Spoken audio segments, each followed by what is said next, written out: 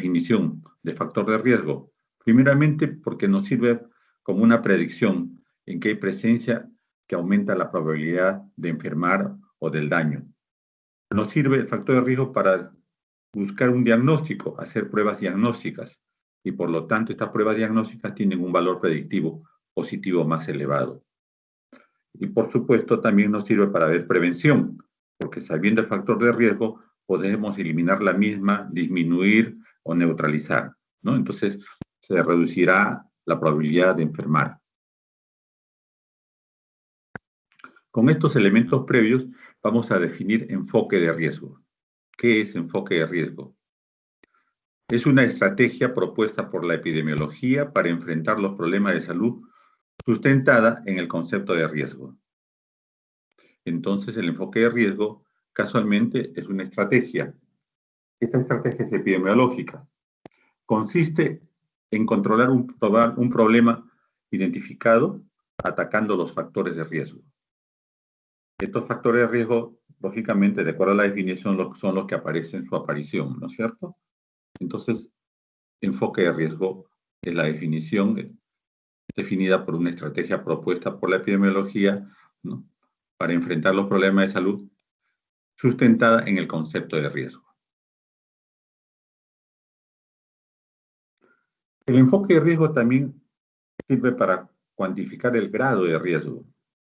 Constituye un elemento esencial, fundamental en la formulación de políticas de salud y prioridades que deben tener dentro de ellas. El enfoque de riesgo nos sirve para plantear intervenciones, pues que hay que considerar que estas son necesarias toda vez que hay un valor muy importante, ¿no?, el enfoque de riesgo, que depende del grado de asociación, de gravedad y el grado de salud. También nos valora la frecuencia, esto es en relación a la comunidad. También nos da la posibilidad de prevenirlos.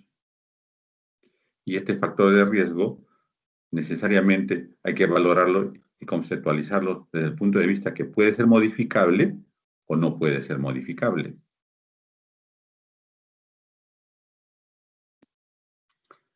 En el enfoque de riesgo, ¿qué elementos de juicio debemos tener? Sus componentes. Primeramente, identificar los grupos humanos prioritarios, identificar los factores de riesgo más prevalentes, elaborar un perfil de morbimortalidad, elaborar estrategias de ataque. Pueden ser preventivos, pueden ser curativos, o puede ser un enfoque multidisciplinario, o sea, una negociación intersectorial. Nos sirve también para valorar la programación dentro de una comunidad en relación a poder disminuir el riesgo. Nos sirve para ejecutar, y como todo elemento que nosotros hacemos, nos sirve para evaluar y para controlar.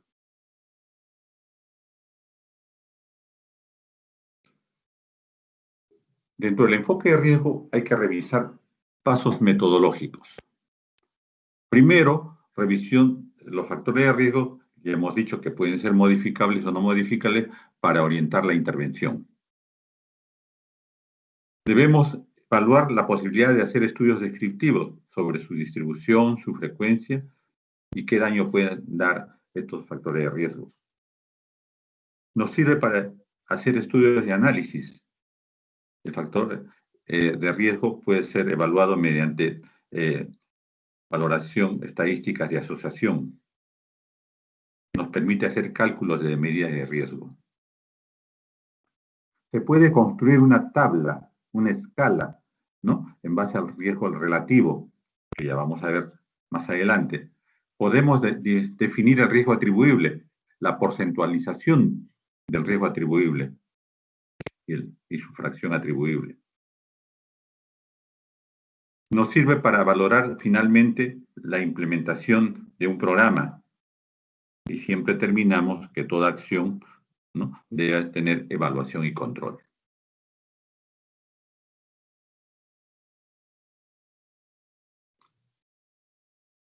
Cuantificación de riesgo. Vamos a hablar de medidas de asociación.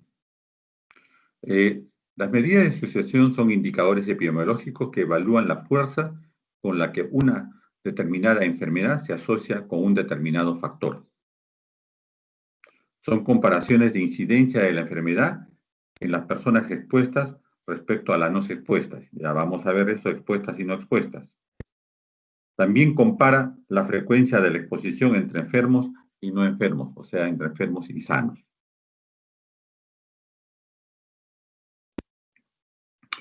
Estas medidas de asociación nos va a permitir hacer inferencias. Eso significa que vamos a poder evaluar mediante una función estadística su desarrollo. Las medidas de asociación más sólidas se calculan utilizando la incidencia. Ojo, incidencia. La incidencia ya sabemos que es una muestra de probabilidad que una persona de una cierta población resulta afectada por dicha enfermedad.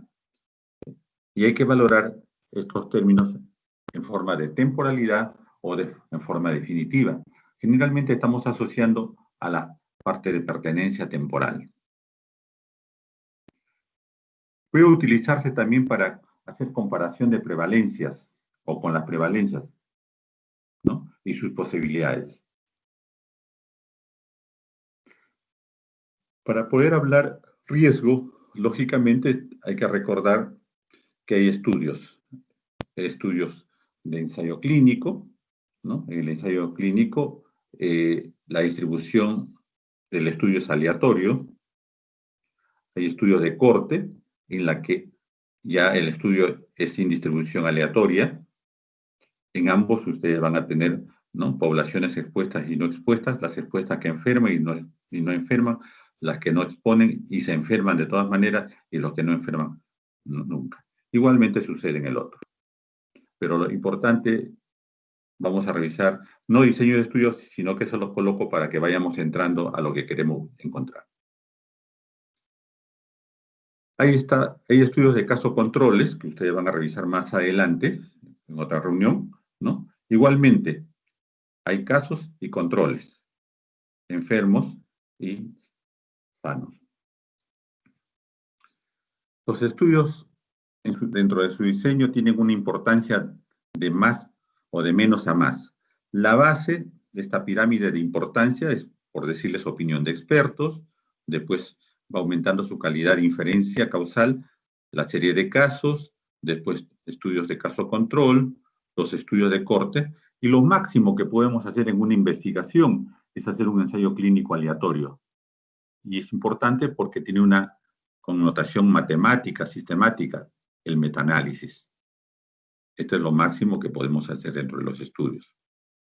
Esto es un preliminar para lo que vamos a conversar más adelante. Vamos a utilizar dentro de los conceptos que se van a revisar, vamos a usar estas tablitas. La tabla de 2×2, ¿no? Se utiliza fundamentalmente en las medidas de asociación para hacer sus cálculos, ¿no? En la vertical, los enfermos, los sanos. En la horizontal, los expuestos, no expuestos. Hay que tener en cuenta el abecedario que hemos puesto: enfermos A, sanos B, esto es dentro de los expuestos; el no expuestos C, los enfermos, y D, los sanos. Y por supuesto, en vertical y en horizontal tiene los totales. Esta es una tabla de 2×2 que se utiliza casualmente para el cálculo de medidas de asociación.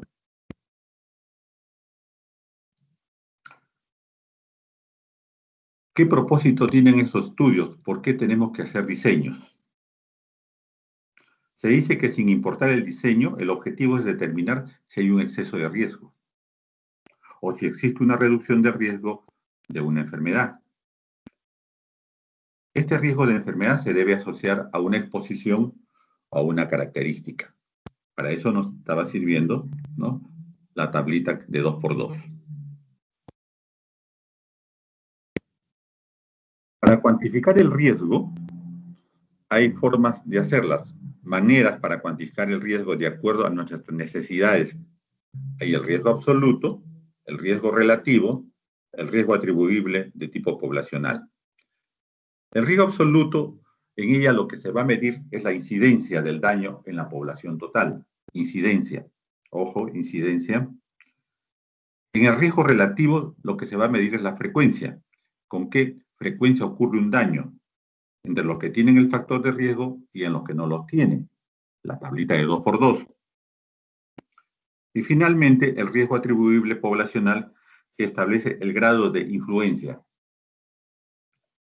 Esto es en relación a la exposición igualmente de los expuestos y no expuestos. Entonces tenemos tres formas de cuantificar el riesgo y enfocarlos en forma adecuada. Riesgo absoluto, riesgo relativo, riesgo atribuible estacional. El riesgo absoluto nos mide la incidencia, el riesgo relativo nos mide la frecuencia, ¿no? Y el riesgo atribuible poblacional nos mide el grado de influencia que puede haber. Vayamos sobre el riesgo absoluto. La definición. La incidencia de una enfermedad en una población se denomina riesgo absoluto. Puede indicar la magnitud del riesgo de un grupo de personas con una cierta exposición, pero no tiene una cuenta de riesgo en enfermedades de sujetos no expuestos. Entonces siempre estamos hablando sobre personas expuestas. Es importante decirles que no indica si la exposición está asociada a mayor riesgo de enfermedad. Esto es el riesgo absoluto.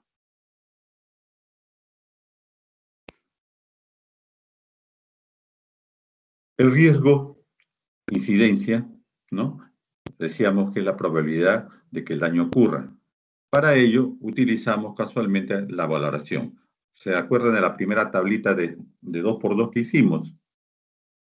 Justamente mide, decíamos, riesgo absoluto, enfermos. Nos dedicamos solamente a enfermos, ¿no? Y la fórmula está ahí, A más C, ¿no? O sea, exposición de enfermos de expuestos y no expuestos sobre la población total. O sea, esta N sobre la población total. Esa es la fórmula de riesgo absoluto. Pero también podemos hacer algo, una variante, el riesgo de expuestos y el riesgo de no expuestos. En el riesgo de expuestos, en este caso, ¿no? A, enfermos expuestos, sobre A más B, ¿no? Sobre enfermos más sanos hacia el total, nos va a poder valorar justamente el riesgo de expuestos. Y el riesgo de no expuestos también utilizamos, ¿no? En el numerador C, que son los enfermos no expuestos, sobre la suma siempre de C con D, o sea, la suma de enfermos y sanos que no estuvieron expuestos. Esta tabla es muy importante. Se inicia de la tabla primaria que valora el riesgo absoluto.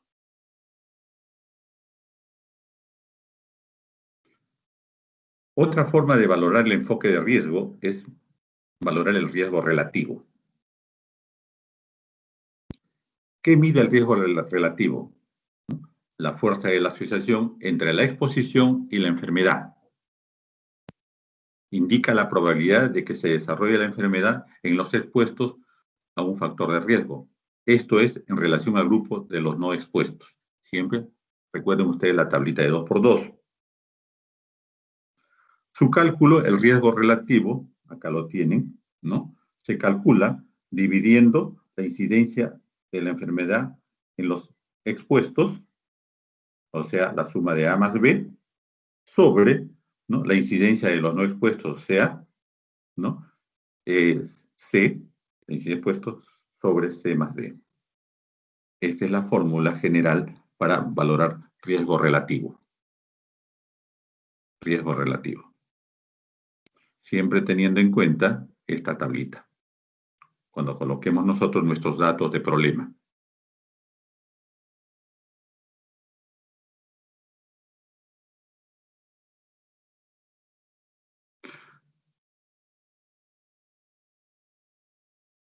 ¿Qué expresa el riesgo relativo? Ah, me olvidaba. ¿Cómo interpreto el riesgo relativo?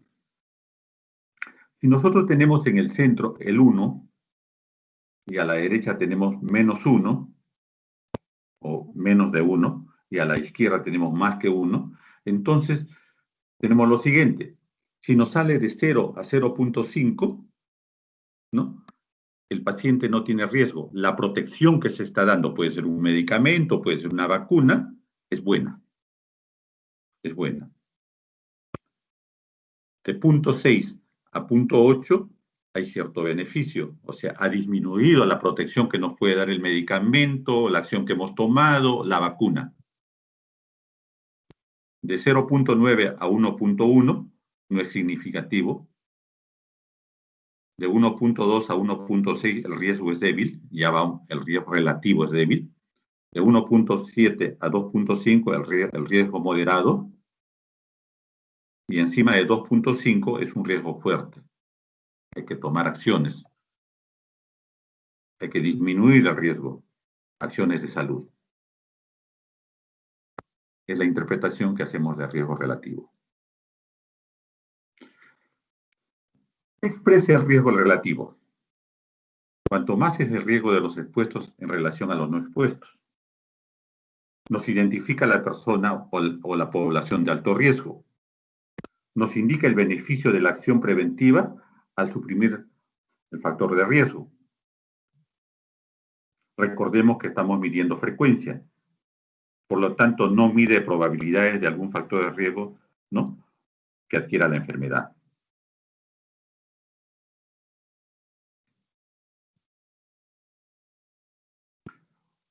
Una tercera forma de valorar el enfoque de riesgo es la medición del impacto de riesgo atribuible. Decíamos influencia, ¿no es cierto? Estábamos hablando que cuando hablamos de riesgo absoluto estamos hablando de incidencia. Decíamos que cuando hablábamos riesgo relativo estábamos hablando de frecuencia. Decíamos que cuando hablábamos de riesgo atribuible estábamos hablando de influencia. Pues bien, justamente medición del impacto, riesgo atribuible, ¿no?, es influencia. Para poder estimar la importancia de una exposición en una población y qué sucedería en términos de eliminar esta exposición a individuos expuestos en población, entonces estamos hablando de riesgo atribuible. Medición de impacto. ¿Qué características tiene el riesgo atribuible? Mide el impacto posible de lograrse en la población respecto a una incidencia de enfermedad, o sea, riesgo total, ¿no?, y si el factor de riesgo se suprimiera. El riesgo atribuible también nos sirve, ¿por qué? Porque mide la máxima proporción de enfermedad que puede atribuirse al factor de riesgo que se encuentra en la población general. Esto es factor etiológico. Otra característica de riesgo atribuible es que nos da la magnitud del problema en términos de salud pública. Esto es en una población y nos permite formular políticas de salud.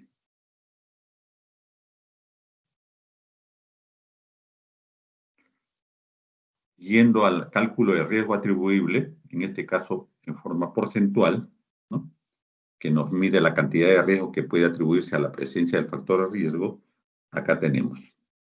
Igualmente, tenemos que tener en cuenta que dentro de nuestro problema sacamos los datos para poder hacer la tabla de 2×2. ¿No es cierto? Vertical, enfermos y sanos, horizontal, expuesto y no expuestos. Totales para ambos lados, para el vertical y para el horizontal.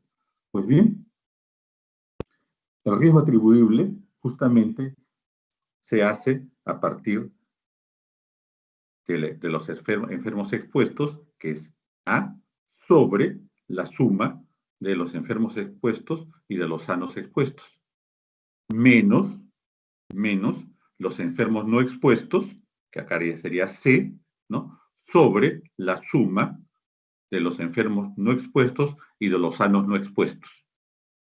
Siempre por eso hay que tener en cuenta esta tablita. Ese es riesgo atribuible. Y si queremos nosotros ver porcentualmente el riesgo atribuible poblacional, igualmente, ¿no? Hacemos los enfermos expuestos sobre la suma de los enfermos expuestos y sanos expuestos menos los enfermos no expuestos, ¿no? Sobre los enfermos expuestos que se suman a los sanos no expuestos. Todo esto con un denominador de enfermos expuestos sobre la suma de enfermos y sanos expuestos. Todo multiplicado por 100 para sacar la parte porcentual. Es importante recordar esta fórmula teniendo en cuenta la tablita.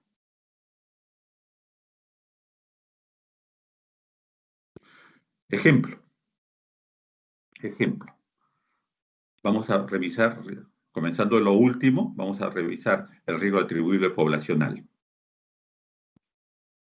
Entonces, tenemos que hay gentes que están expuestas en forma pasiva al tabaco, o sea, no fumadores, pero que en forma pasiva reciben el tabaco. Y se hace un estudio en relación a cómo estos fumadores pasivos pueden tener hijos de bajo peso al nacer. Se hace un estudio sobre 2.473 personas, de las cuales, ¿no?, los enfermos, ¿no?, expuestos son 20, los no enfermos expuestos 833, abajo igualmente, ¿no?, los enfermos no expuestos y los que no teniendo nada tampoco fueron expuestos. Acá tenemos básicamente el hecho de valoración de los datos. Pues bien, con esos datos nosotros vamos a hacer la utilización de la fórmula. Hagan ustedes los cálculos, ¿no? Todos los cálculos, usando la tablita, colocando la tablita lo que ustedes necesitan, y finalmente tendrán, después de haber hecho todos los cálculos, ¿no?, porcentualmente, riesgo atribuible poblacional, porcentualmente, el 65.2% de los niños con bajo peso al nacer se debe a la exposición pasiva del tabaco. Esa es la conclusión, terminada la fórmula que ustedes tienen en forma matemática. ¿Ya? Entonces, ejemplo, ese es comenzando lo último.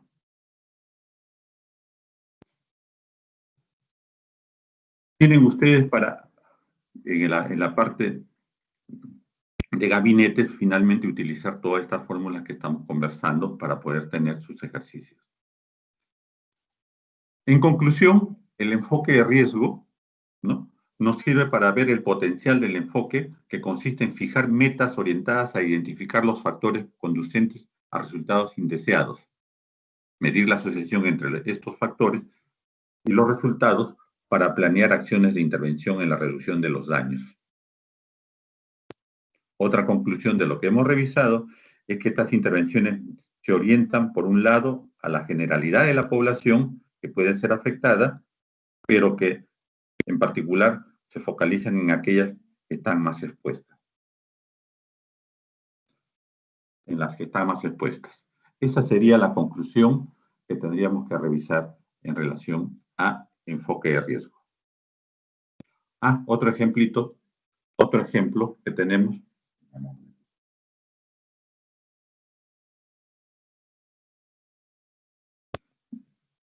La tasa de mortalidad por 100.000 habitantes para el cáncer de pulmón en personas de más de 30 años es, en fumadores, 91, en no fumadores, 7. Utilizamos igualmente la tabla de 2×2, ¿no es cierto?, ¿no? Esto de fumadores 91 ha salido de esta fórmula que nos valora el riesgo absoluto de expuestos. El 7 nos ha salido de la fórmula que nos valora el riesgo absoluto de no expuestos. Nos pide hallar el riesgo relativo, el riesgo atribuible, ¿no?, y de asociación. Igualmente, hacemos las fórmulas que hemos conversado, ¿no? Tener en cuenta los datos que nos han dado y solamente riesgo relativo es reemplazar la fórmula, ¿no? El riesgo relativo en este caso, en este ejemplo, es 13.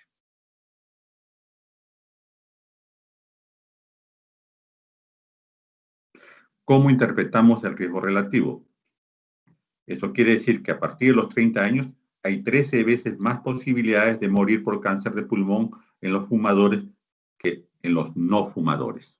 Siempre hay que interpretar los resultados en relación a la tablita de 2×2.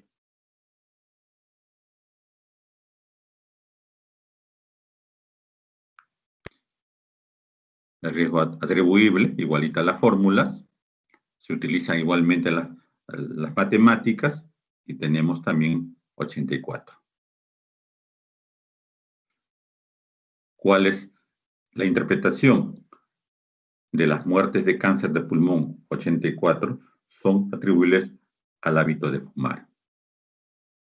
Siempre tenemos que terminar el ejercicio con la conclusión epidemiológica, porque la conclusión epidemiológica nos va a permitir justamente lo que decíamos, ¿no?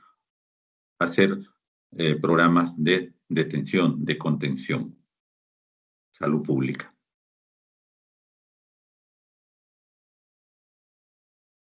El riesgo atribuible poblacional, igualmente, manejamos las fórmulas, ¿no? Manejamos las fórmulas, 92%, ¿de qué? 92% de las muertes por cáncer del pulmón son atribuibles al hábito de fumar. Estadísticamente, utilizando el concepto de riesgo, nos va a permitir tener definiciones en salud pública y, por lo tanto, actuar. Ok, eso es en relación, entonces, al hecho de valorar riesgo absoluto, riesgo relativo y riesgo atribuible. Pasemos a la parte última de esta reunión. Causalidad en epidemiología.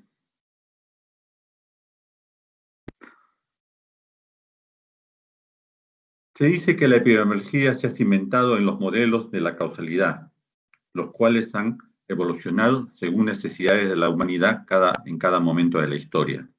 Siempre se ha estado valorando causalidad. ¿Por qué? Porque la causalidad es el estudio de la relación etiológica entre la exposición y el efecto. Exposición y efecto. Estudio de la relación etiológica. Causalidad. La causa son factores o eventos del proceso salud-enfermedad en la cual se observa una alteración, en la cual se valora también la cualidad del otro. El efecto son cambios en una situación por la ocurrencia de una causa. Entonces, ustedes tienen la definición de cada uno de los elementos de lo que es causalidad, epidemiología. ¿Qué factores existen para que haya una causalidad? ¿O qué factores debemos valorar, revisar para hablar de causalidad? Ya tenemos la definición de los elementos de causalidad y qué factores tenemos. Pues bien, estos son los factores biológicos. En los factores biológicos generalmente está la historia clínica, ¿no? La parte de filiación de la historia clínica. En los factores psicológicos, la conducta, ¿no? Que uno tiene a la exposición, puede ser el estrés, el medio ambiente social y cultural, que también son exposiciones, hay cambios demográficos por ello, los económicos, que son problemas que crean problemas de causalidad, de enfermedad, de acuerdo al nivel educativo, podría ser una forma de valorar. Ámbito laboral, las enfermedades del trabajo, ¿no? Las enfermedades laborales, que ahora ya se reconocen como problemas de salud pública, son factores de causalidad. En lo físico, nos referimos al medio ambiental, ¿no? Cómo es que está contaminado, las noxas ambientales, pueden ser de tipo físico, de tipo biológico, en este caso de tipo químico, la parte física, ¿no? También se valora cómo es que el medio ambiente puede producir enfermedades respiratorias, por decirles. Estos estudios definitivamente van asociados justamente a la necesidad de mejorar el estado de salud de una población. Servicios de salud, ya ustedes saben que son accesos de servicios a programas de control, a erradicación de enfermedad y a vigilancia epidemiológica. Son factores de causalidad. Criterios para valorar. Son criterios de causalidad de Bradford-Hill, que es lo que nosotros utilizamos. Son 9 criterios y vamos a revisar cada uno de ellos. Asociación estadística y fuerza de asociación. El principio básico de causalidad es averiguar si existe relación entre el supuesto factor causal y el efecto estudiado de asociación causal. Eso es algo muy interesante, ¿no? El riesgo relativo es menor de 1. ¿Por qué? Porque la presencia del factor de riesgo se asocia, a una mayor frecuencia de suceder el evento. Asociación estadística de causalidad. Se utiliza también el riesgo relativo como elemento estadístico para valorar la causalidad. Ejemplo de esta asociación estadística. Si la incidencia de angiosarcoma del hígado es normalmente de 10 millones de habitantes, pero 100.000 de estos están expuestos al cloruro de vinilo. El riesgo relativo, con las matemáticas hechas, es 100. ¿Qué significa 100?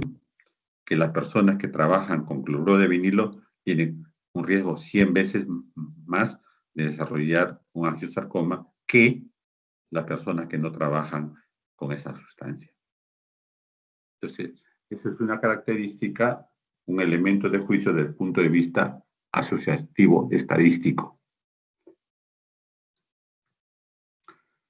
Después tenemos constancia y consistencia.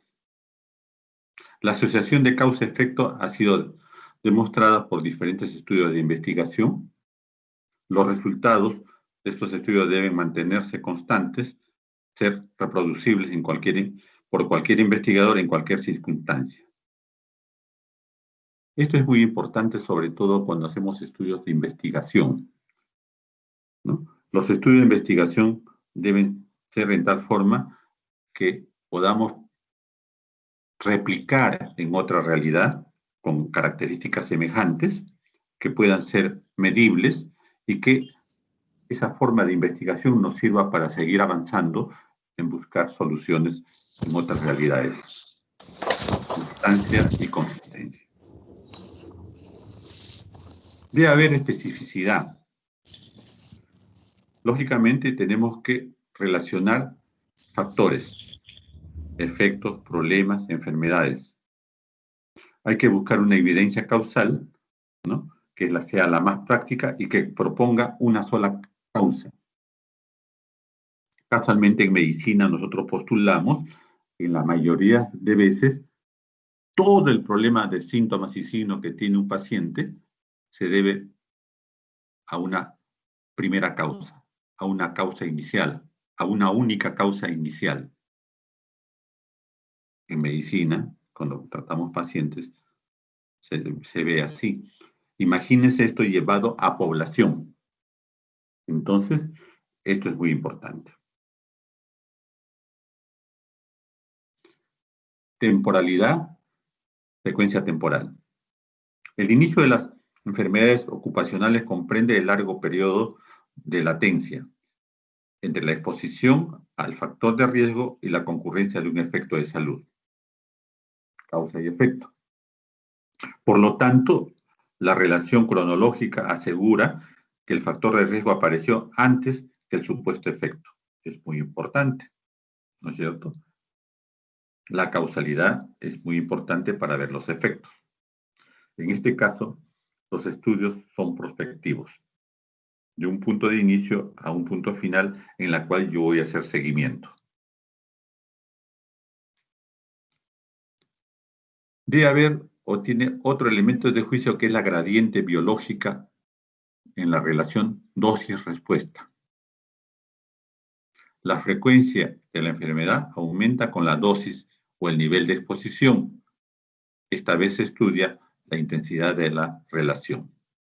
Dosis-respuesta.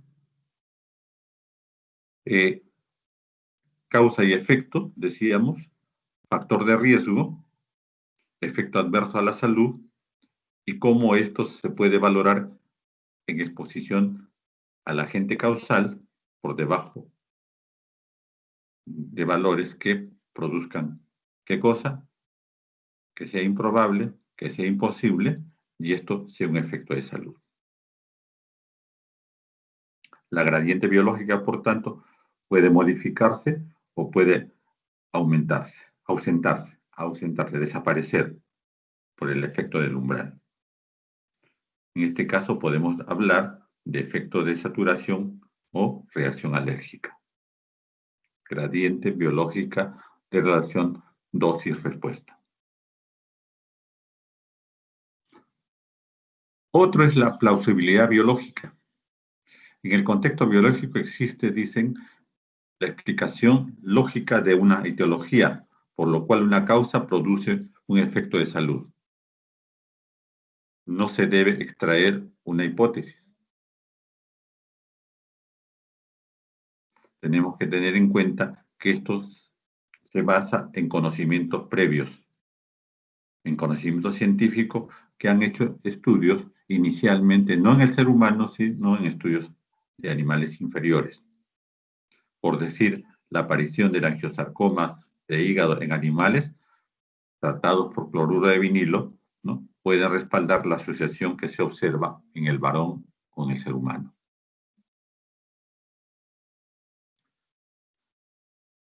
La causalidad, el estudio de causalidad debemos valorarlo mediante la coherencia de las evidencias. La interpretación de causas y efectos no pueden entrar en contradicción. Eso es muy importante. Por lo tanto, debemos valorar entendimiento de los mismos, tenemos que valorar los aspectos que se relacionan para que ocurran los mismos, tenemos que valorar desde el punto de vista de riesgo relativo, ¿no?, que es una fórmula que ya hemos revisado, y por lo tanto, basado en esta coherencia de las evidencias, se debe combinar aspectos de la consistencia y la plausibilidad biológica.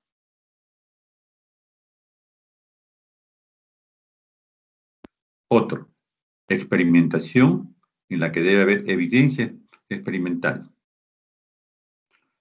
Debe haber unas pruebas de solidez de causalidad que se reproduce la causa para generar el efecto o incidir en que la causa puede alterar el efecto.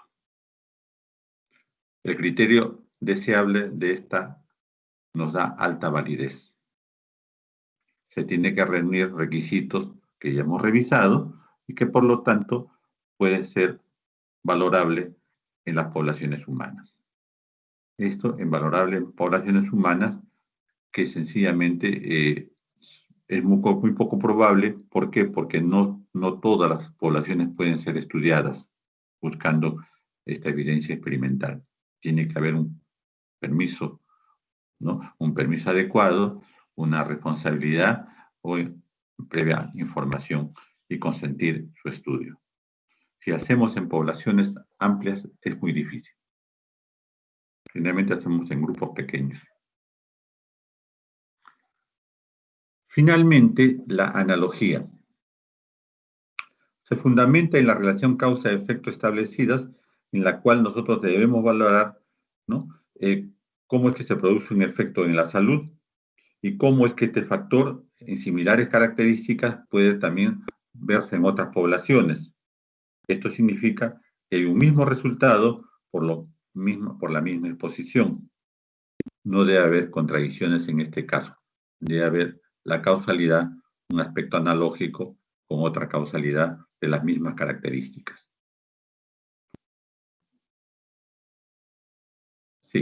Creo que con eso hemos revisado los elementos de juicio que nos han encomendado el día de hoy.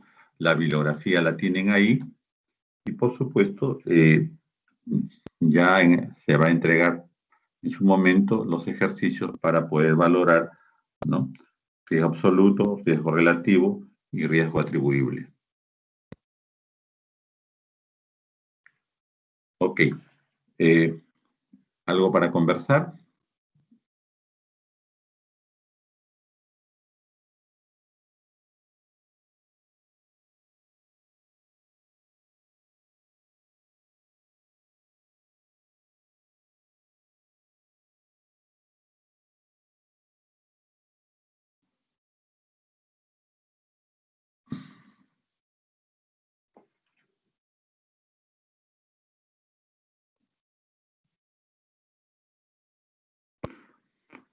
¿Alguna pregunta?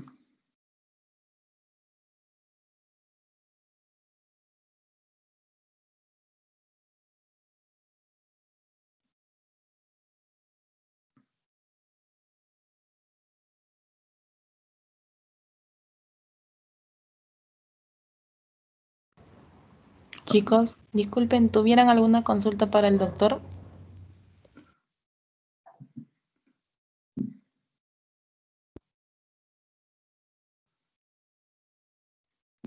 Les estoy dejando las diapositivas para que puedan revisar las fórmulas. Les va a servir para los ejemplos posteriormente del gabinete. Doctor Aliaga, ¿de repente algún comentario? Buenos días.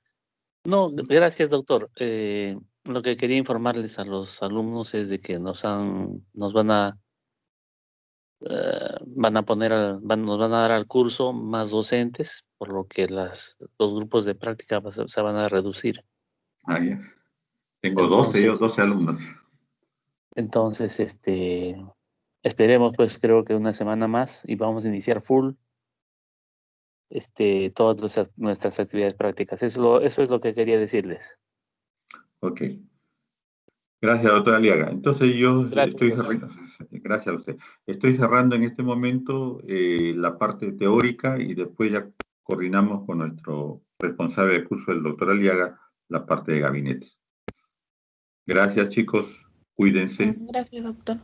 Disculpe, doctor, en la parte de archivos, ¿podría colocar el PPT? Sí, la voy a colocar. Ah, ya, muchas ¿Ya? gracias. Sí, lo vamos a colocar, no se preocupe.